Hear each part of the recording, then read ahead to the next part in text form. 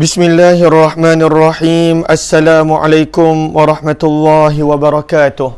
Bismillah, alhamdulillah, wassalatu wassalamu ala habibillah Sayyidina Muhammad ibn Abdillah wa ala alihi wa sahbihi wa mawalah. Allahumma rabbi syrah lana sudurana wa yassir lana umurana wahlul uqdatan min alsinatina yafqahu aqwalana. Allahumma fakkihna fid din wa 'allimna at-ta'wil. Allahumma alhimna marashida umurina wa a'idhna min shururi anfusina birahmatika ya rabbal alamin. Walhamdulillahi rabbil alamin. Alhamdulillah thumma alhamdulillah. Apa khabar sahabat-sahabat semua? Selamat tengah hari ataupun selamat petang. Kita bertemu dalam pertemuan sejarah Mekah sempena khas pada bulan-bulan haji ini, pada musim-musim haji ini, mengingatkan kita tentang apa yang berlaku di bumi yang dia ziarahi pada setiap kali musim haji dan umrah. Itulah bumi Makkah Al-Mukarramah. Ahlan Hardi Suhaimi, Bunga Lawang, Aisyah Uthman, Izan, Galib Spirit, Nur Hayati Yahya, Samsarina Saifuddin, Aisyah Uthman, Samzia SBT, Bunga Lawang dalam perjalanan pulang daripada tempat kerja, moga Allah pemudahkan. Hashimah Uthman, Kamizah, Ummi Zayhadi, Ninda Anis, Salabiyah Sa'ad, Norazia Mukhtar, Muslimah Mahmud, Rusna Sharif dan juga sahabat-sahabat yang lain. Ahlan kepada semua. Waalaikumsalam warahmatullahi wabarakatuh kepada semua yang memberi salam. Kita berada pada siri yang ke-11 program Sejarah Mekah bersama dengan saya Umar Aziz. Sebelum kita bermula, apa kata sama-sama kita perbetulkan dahulu niat kita. Moga-moga pertemuan kita adalah kerana Allah Subhanahu wa ta'ala. Nawaitu ta'alluma wa ta'lim wa tadhakkura wa tadhkir wa naf'a wal intifa' wal ifadata wal istifadah wal hatha ala tamassuki bi kitabillah wa sunnati rasulillahi sallallahu alaihi wasallam wa du'ai ilal huda wa dalalati ala al khair ibtigha'a wajhillah wa mardatih wa kurbih wa thawabih. Amin amin ya rabbal alamin. Amin amin ya rabbal alamin. Mohon jasa baik. Lalu ada yang memberi maklum balas, gombak kelia, ada yang kata telah share. Terima kasih. Lalu mohon jasa baik kepada yang baru join ataupun kepada yang belum share untuk bantu share, kongsi sebar luas dan juga tag rakan-rakan yang lain. Lalu kita telah sebelum ini belajar tentang Syadzarwan.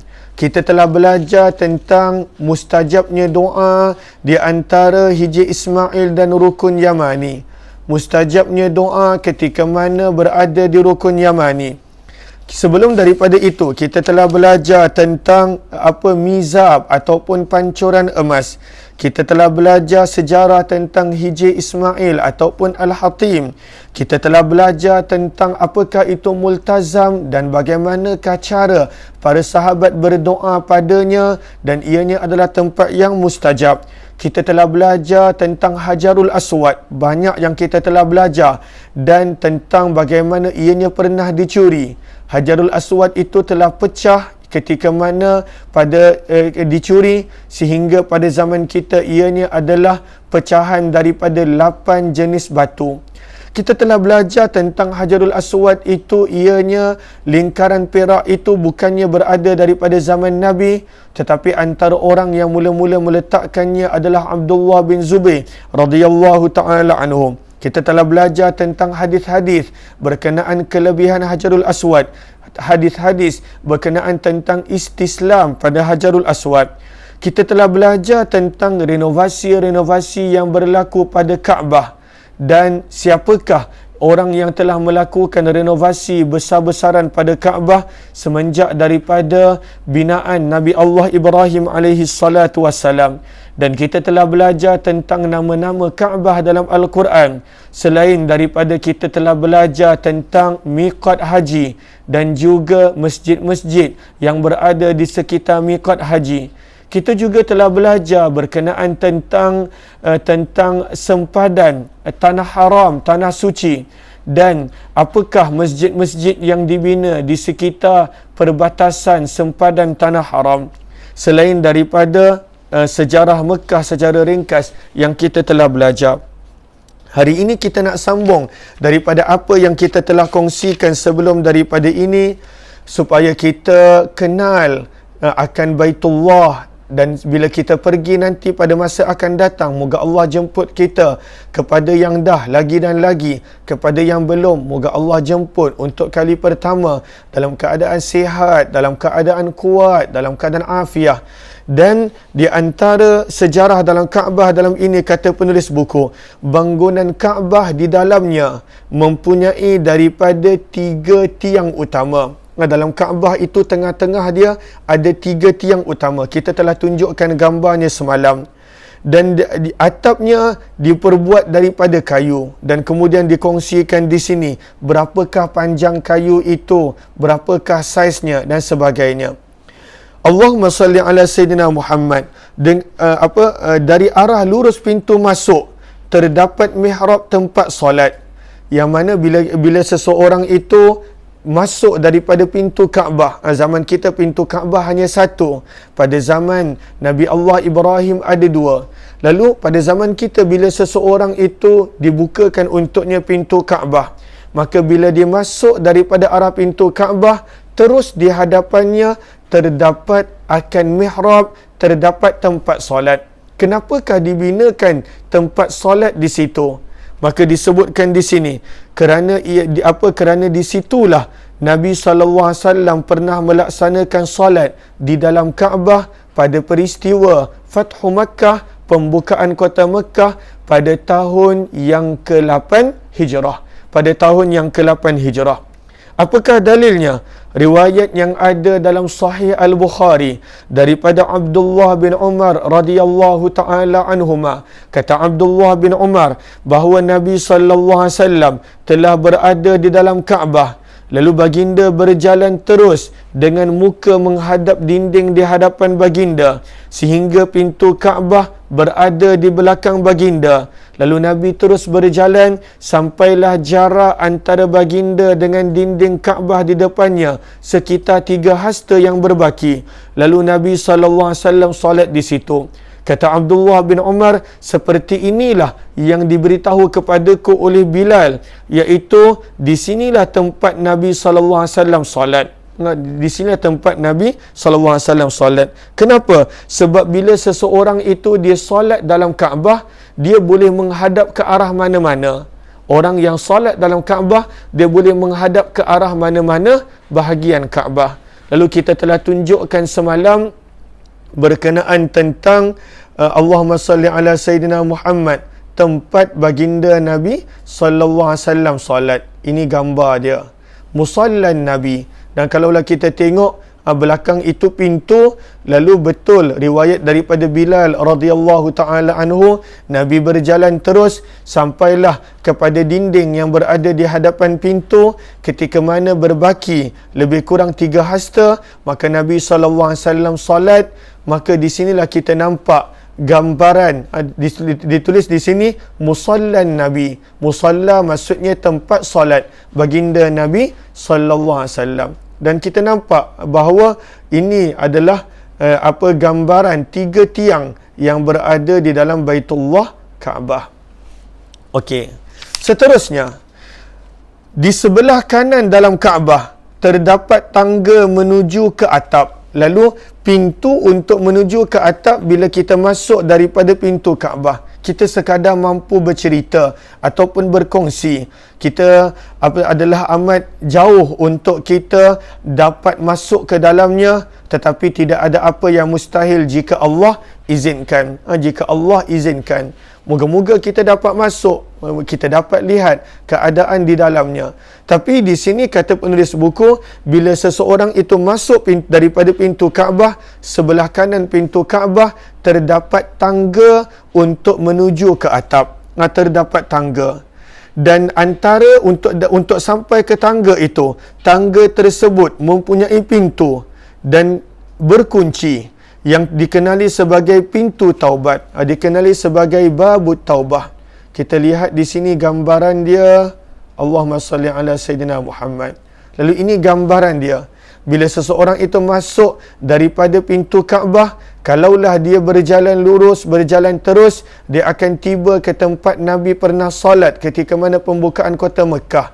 Kalaulah dia ke kanan, maka akan ada pintu yang berhubung dengan tangga untuk menuju ke atap Kaabah. Dan pintu itu dikenali sebagai Babut Taubah. Dikenali sebagai Babut Taubah. Kita nampak Babut Taubah pada lakaran tersebut. Cuma gambar ini kurang jelas.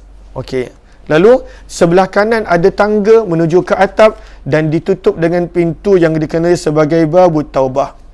Dan pintu itu bahkan bahagian dalam Kaabah diselimuti oleh kiswah, oleh kain. Kiswah maksudnya kain.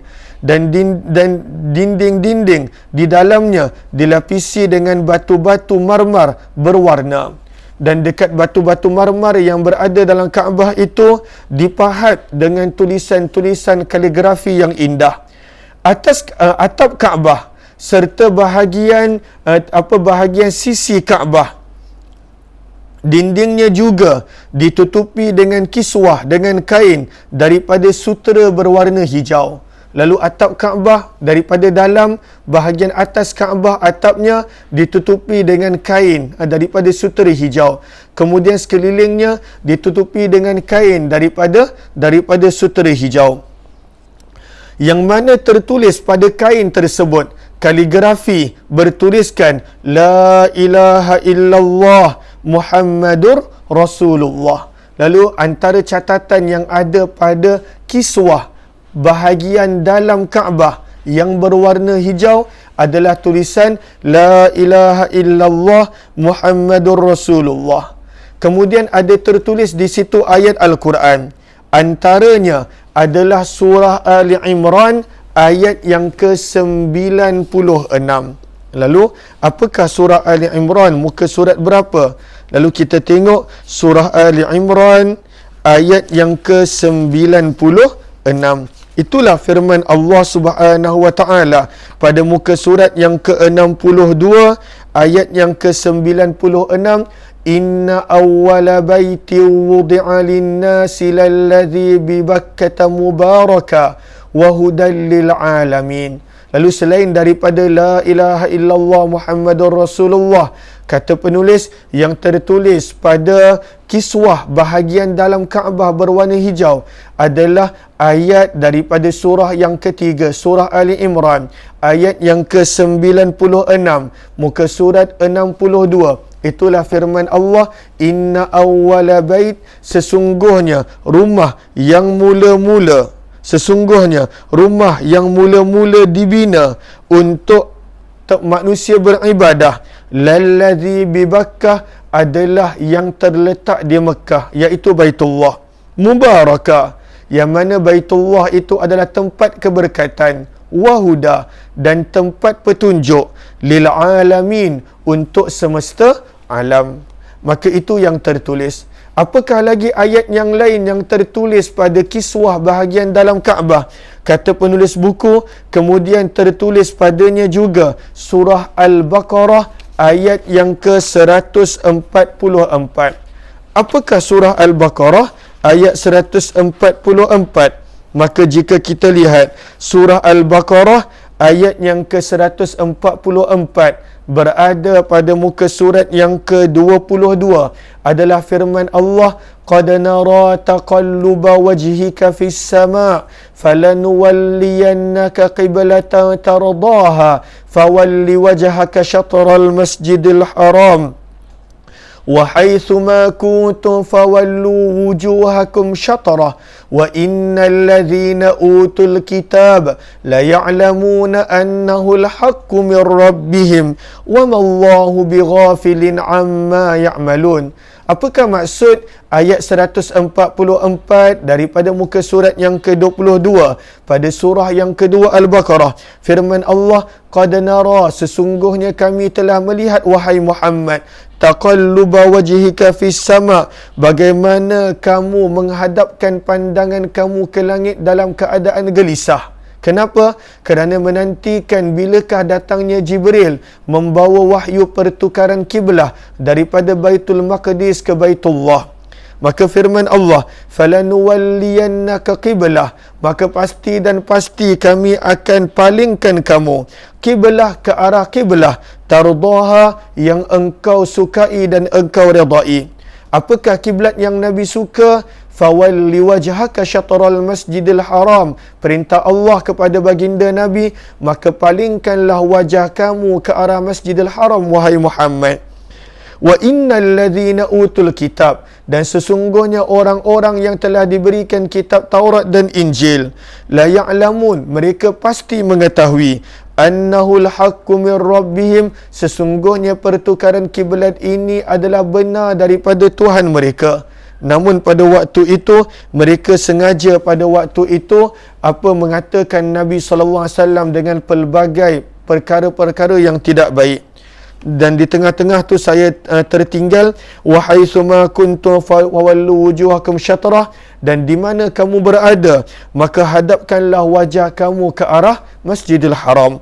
Firman Allah di hujung ayat 144, wa mallahu bighafilin amma ya'malun, dan tidaklah Allah itu lalai daripada apa yang mereka lakukan.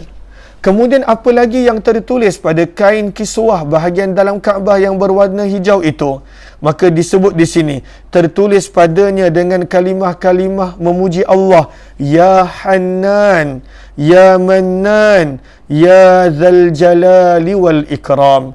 Ini adalah antara kaligrafi yang tertulis pada kain kiswah berwarna hijau di dalam Kaabah.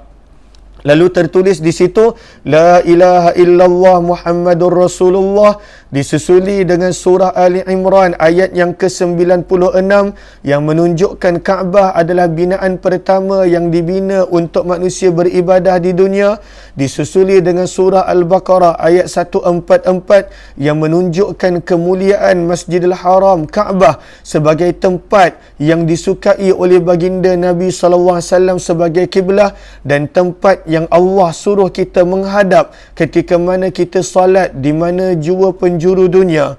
Dan kemudian disusuli dengan dengan nama-nama Allah, dengan sifat-sifat Allah, Ya Hannan, Ya Mannan, Ya Dzal Jalali wal Ikram. Lalu ini adalah gambaran kain kiswah di dalam Kaabah. Kata penulis buku, berapakah ketinggian kiswah tersebut? Maka tinggi kiswah bahagian dalam Kaabah adalah 7.5 meter. Dan adakah ianya ditukar setiap tahun macam kain kiswah di luar? Kain kiswah di luar ditukar setiap tahun? Tidak. Dan diganti di antara sekitar 3 ke 5 tahun sekali. Kenapa tak tukar setiap tahun? Kerana terletak di dalam Kaabah sehingga ianya tidak dirosakkan dengan sinaran matahari maupun dengan hujan. Maka sebab itu ditukar hanya 3 ke 5 tahun sekali. Okey. Lalu kiswah pertama untuk bahagian dalam Kaabah. Sebelum itu bahagian dalam Kaabah tidak ada kiswah. Lalu bilakah mula-mula sekali adanya kiswah dalam Kaabah? Ianya pada waktu itu telah diletakkan sekitar tahun 1403 Hijrah. Itulah kali pertama diletakkan kiswah di bahagian dalam Kaabah, kata Dr. Muhammad Ilyas Abdul Ghani. Lalu sebelum daripada itu dalamnya tidak ada apa-apa, tidak ada kain kiswah, tetapi diletakkan kiswah berwarna hijau kali pertama pada tahun 1403 Hijrah. Sekarang ini kita berada pada 1442, sekitar 39 tahun yang lalu. Dan kemudian kata penulis buku, diletakkan juga kemudiannya di dalam Kaabah itu akan satu kotak besar yang mana semua barang-barang berharga Kaabah disimpankan di dalamnya. Lalu ini dia kotak yang kita boleh nampak. adanya kotak di dalam Kaabah. Dan di sini kita tak nampak kiswahnya. Cumanya kita boleh nampak kotaknya. Lalu di situ ada kotak yang menyimpan barang-barang berharga Kaabah. Lalu semua barang berharga Kaabah disimpankan di situ. Ada juga orang buat video, dia timbulkan persoalan, apakah yang ada dalam kotak Kaabah ini? Lalu pada waktu itu mula dia buat spekulasi dan sebagainya. tetapi ianya menyimpan barang-barang berharga Kaabah. Okey. Lalu kita dah selesai dah tentang bahagian dalam Kaabah secara ringkas. Seterusnya menceritakan tentang atap Kaabah. Tentang atap Kaabah. Lalu kata penulis buku, seperti mana yang kita dah belajar pada awal tajuk perbincangan ketika mana renovasi Kaabah dilakukan. Kaabah asalnya tak ada atap. Zaman Nabi Ibrahim tak ada atap. Berlalunya ratusan bahkan ribuan tahun tak ada atap. Lalu siapakah orang yang mula-mula membina atap untuk Baitullah Kaabah? Kenapa tak ada atap? Sebab Mekah jarang hujan. Kita boleh kira berapa kali je hujan setahun. Lalu pada waktu itu tidak ada keperluan untuk atap. Dan pada waktu itu ianya tidaklah ada perhiasan yang begitu banyak seperti mana dihiaskan dalam Kaabah itu pada zaman ini. Maka ianya tidak ada atap pada binaan zaman Nabi Allah Ibrahim alaihi salatu wassalam. Maka kata penulis buku, orang yang mula-mula meletakkan atap adalah orang Quraisy pada usia Nabi SAW 35 tahun. Orang Quraisy hanya buat satu lapis sahaja. Pada zaman ini, kata penulis buku, maka di saat ini ada dua lapisan atap. Ada lapisan atap yang luar dan ada juga lapisan atap bahagian dalam. Permukaan atap atas, maksudnya bahagian luar, atap yang bahagian luar pada zaman ini, zaman dulu tidak ada, dilapisi dengan batu marmar berwarna putih dan dikelilingi dengan pagar tembok yang bercantum dengan dinding Kaabah. Lalu bahagian atas atap Kaabah pada zaman ini diletakkan batu berwarna putih. Lalu sebab itu kita boleh nampak ianya putih ketika mana daripada gambar bahagian atas Kaabah. Kemudian disebutkan di sini tentang beberapa perkara yang lain. Okey. Kemudian secara ringkas disebutkan di sini, lalu ketika mana para petugas nak naik ke atas Kaabah untuk bersihkan, maka para petugas akan naik ke akan naik ke Kaabah melalui tangga-tangga dalam Kaabah. Lalu beruntung orang yang mana kerja dan pada waktu itu diberikan peluang untuk membersihkan atap Kaabah, maka kadangkala dibenarkan masuk melalui pintu dalam Kaabah dan melalui tangga yang ditutupi dengan pintu taubat yang kita dah ceritakan sebentar tadi. Okey. Berapakah jumlah anak tangga di antara pintu taubah menuju ke atap Kaabah? Maka disebutkan di sini jumlah anak tangga lebih kurang 35 anak tangga. Inilah secara ringkas tentang atap Kaabah dan juga tangga daripada bahagian dalam Kaabah yang berada di sebelah kanan bahagian dalam Kaabah yang boleh menuju ke atap Kaabah. Seterusnya, penulis buku membawa tajuk tentang pintu Kaabah. Dan saya tidak mahu cerita detail tentang pintu Kaabah sebab saya dah sharekan juga secara ringkas tentang pintu Kaabah pada posting sebelum Zuhur tadi. Nanti sahabat-sahabat boleh cek dan sahabat-sahabat boleh tengok dan lihat. Allahumma salli ala Sayyidina Muhammad wa ala ali Sayyidina Muhammad. Kata penulis buku pintu Kaabah. Kata penulis buku, ketika mana Nabi Ibrahim membangunkan Kaabah, kita dah belajar ada dua pintu. Orang Quraisy jadikan satu. Lalu pada waktu Nabi Ibrahim membina Kaabah, waktu itu Kaabah ada dua pintu. Dan ianya pada waktu itu menyentuh tanah. Dia punya pintu dia sentuh tanah. Kemudian orang Quraisy tinggikan pintu dia sehingga nak masuk memerlukan tangga. Lalu itu dua perbezaan. Yang ketiga, pada zaman Nabi Ibrahim, ketika mana Nabi Ibrahim bina, dia tak ada pintu. Ianya sekadar lubang yang pada waktu itu boleh masuk dan boleh keluar. Ianya tidak ada padanya pada waktu itu sebarang pintu. Dia masuk daripada satu arah dan keluar daripada pintu yang kedua. Ini tiga perbezaan. Secara ringkas, zaman Nabi Ibrahim pintunya dua, pintunya bersentuhan dengan tanah, tidak ditinggikan dan ianya sekadar berlubang terbuka, tidak ada daun pintu yang menutupnya. Okey, Allahumma salli ala Sayyidina Muhammad wa ala ali Sayyidina Muhammad. Kata penulis buku, lalu orang yang mula-mula meletakkan pintu pada Kaabah adalah seorang raja daripada Yaman yang dikenali sebagai Tubba. Raja-raja Yaman zaman dahulu dikenali sebagai Tubba. Tubba, Taba'in, Tubba. Kalau raja-raja Mesir dikenali sebagai Fir'aun. Kalau raja-raja Rom dikenali sebagai Kaisar. Kalaulah raja-raja Iran, Farsi dikenali sebagai Kisra. Kalaulah raja-raja Habsyah dikenali sebagai sebagai Najasyi. Maka raja-raja Yaman pada zaman itu dikenali sebagai Tubba. Lalu salah seorang Tubba Yaman yang bernama As'ad, dialah orang yang mula-mula telah membina pintu Kaabah. Dia orang yang mula-mula. Lalu sehinggakan ketika mana orang Quraisy buat renovasi Kaabah pada usia Nabi 35 tahun yang berulang kali kita cerita, maka orang Quraisy telah tutup pintu yang bersebelahan dengan rukun Yamani. Pintu yang bersebelahan dengan rukun Yamani. Kita dah pernah tunjukkan gambar dia secara ringkas. Lalu pintu yang bersebelahan dengan rukun Yamani, maka pada waktu itu orang Quraisy telah tutup.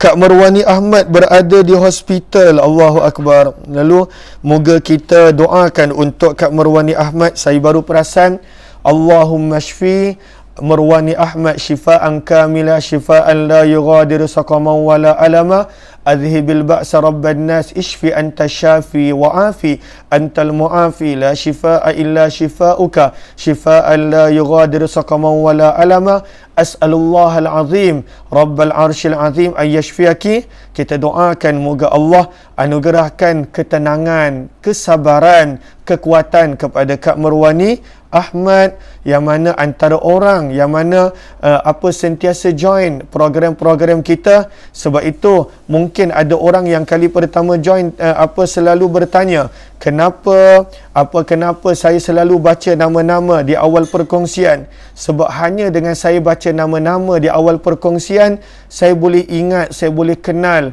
setiap orang yang mana selalu bersama, selalu join bersama. Lalu moga-moga Allah sembuhkan Kak Marwani Ahmad. Yang paling penting, Allah berikan ketenangan, kekuatan, kesabaran, dan moga-moga cepat sembuh dengan sempurna, lagi segera dengan izin Allah Subhanahu wa ta'ala. Lalu moga kuat walaupun dalam keadaan tak sihat, masih lagi join. Moga-moga nanti Allah jemput juga Kak Marwani Ahmad untuk menziarahi rumahnya dalam keadaan sihat dan afiah juga setiap daripada kita, insya-Allah. Amin ya rabbal alamin. Okey. Lalu kemudian apa yang orang Quraisy buat pada usia baginda Nabi sallallahu alaihi wasallam 35 tahun? Maka pada waktu disebutkan di sini, orang Quraisy tutup pintu yang bersebelahan dengan rukun Yamani. Orang Quraisy tutup, dia nak satu pintu je. Dan kemudian daripada pintu tu dekat bawah, mereka tinggikan pintu itu. Allahumma salli ala Sayyidina Muhammad wa ala ali Sayyidina Muhammad. Maka dibawakan riwayat di sini dalam Sahih Bukhari, Aisyah bila Nabi ceritakan perkara ini kepada Aisyah, bahawa zaman Nabi Ibrahim pintu Kaabah itu adalah rendah, dia sejajar dengan tanah, tidak tinggi. Maka Aisyah pernah bertanya kepada baginda Nabi sallallahu alaihi wasallam, wahai Rasulullah, mengapakah orang Quraisy meninggikan pintu dia? Maka Nabi sallallahu alaihi wasallam menjawab, kaummu iaitu Quraisy, mereka berkehendaki untuk membenarkan sesiapa yang mereka nak sahaja untuk masuk, lalu mereka tinggikan. Lalu orang yang mereka nak bagi masuk, lalu mereka bagi masuk. Dan mereka nak melarang siapa sahaja yang mereka tak nak untuk masuk, supaya tak boleh masuk. Jika sahaja, sabda Nabi, jika sahaja aku tidak risau yang mana hati kaummu itu akan menyimpang kerana baru sahaja keluar daripada zaman jahiliyah, sabda Nabi, nescaya tentu akan aku membuatkan tembok di dalam Kaabah itu, maksudnya membuat pintu yang seperti zaman Nabi Ibrahim, dan menjadikan pintunya menyentuh ke tanah. Lalu Nabi sebut, sebab itu bila Abdullah bin Zubair, anak saudara Aisyah, dia jadi khalifah sekitar 6 ke 7 tahun, dia buat. Sebab dia belajar daripada makcik dia, itu yang Nabi nak. Nabi nak begitu, tapi Nabi tak boleh nak buat. Bukan Nabi tak boleh nak buat, Nabi nak menjaga orang Quraisy. Sebab orang Quraisy baru masuk Islam. Jangan pula nanti orang Quraisy dia terasa Muhammad ini semua benda nak ubah. Bahkan Kaabah pun dia nak ubah. Lalu Nabi SAW tak nak begitu. Allahumma salli ala Sayyidina Muhammad wa ala ali Sayyidina Muhammad. Dalam handphone dalam ini saya tidak ada tentang pintu Kaabah, namun pada posting yang sebelum ini saya telah kongsikan tentang Kaabah. Lalu Allahumma salli ala Sayyidina Muhammad, kalaulah sahabat-sahabat yang perasan. Lalu antara renovasi yang terkini daripada pintu Kaabah, yang pertama, siapakah yang telah memerintahkan untuk membuat pembaharuan pada pintu Kaabah? Sebentar saya tutup dulu gambar ini. Lalu gambar dan poster ni boleh rujuk kepada posting saya sebelum Zuhur tadi. Maka yang memerintahkan untuk membuat pintu Kaabah yang baru adalah Raja Khalid bin Abdul Aziz. Khalid bin Abdul Aziz pada tahun 1977 Masihi bersamaan 1397 Hijrah. Dan pembinaan ini mengambil masa sekitar setahun, 12 bulan. Bermula daripada 1 Zulhijjah 1398 sampailah 22 Zulhijjah 1399, lebih kurang setahun. 1 Zulhijjah, 1 tahun beberapa hari lebih.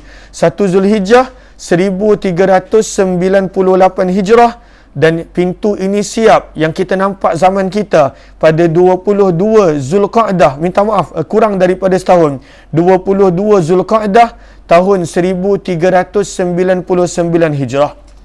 Berapakah nilai pintu ini? Okey, nilai pintu ini adalah sebanyak 13.4 juta pada waktu itu. Lebih kurang 13.4 juta rial pada tahun 1977, yang mana pada zaman ini dah pasti lagi mahal kerana semakin hari nilai wang semakin rendah. Dan berapa banyak emas asli disebutkan di sini, emas 999, emas yang pure digunakan pada pintu ini, termasuklah pada pintu Taubah, pintu dalam Kaabah. Digunakan pada pintu Kaabah ini sebanyak 280 kilo emas. 280 kilo emas. Dan inilah kemudian disebutkan di sini, siapakah yang buat dia, siapakah arkitek dia, siapakah yang plan dia, dan berapakah lebar pintu ni, saya telah sharekan pada posting yang lalu. Nanti sahabat-sahabat boleh rujuk di sana. Dan ianya diambil daripada Allahumma salli ala Sayyidina Muhammad, daripada website Sautul disebutkan di sini Sautul Hikmah. Sautul Hikmah. Lalu inilah berkenaan tentang pintu Kaabah pada zaman ini yang telah diperbaharui pada tahun 1977. Zaman kita kalau nak kira emas dia sahaja dah berapa? Boleh jadi puluhan juta, berbeza daripada harga pada waktu itu. Kemudian seterusnya kita nak kongsikan berkenaan tentang tulisan-tulisan yang ada di pintu Kaabah. Namun ini kita sambung esok insya-Allah. Kita sambung esok. Terima kasih kepada sahabat-sahabat yang melapangkan masa bersama. Kita jumpa pada waktu yang lain. Kita jumpa pada petang ini jam 6 petang dalam program kita Al-Azkar. Imam Nawawi jemput sahabat-sahabat bersama. Wabillahi taufiq wal hidayah. Assalamualaikum warahmatullahi wabarakatuh. Jazakumullah khairan. Terima kasih semua. Kita jumpa lagi.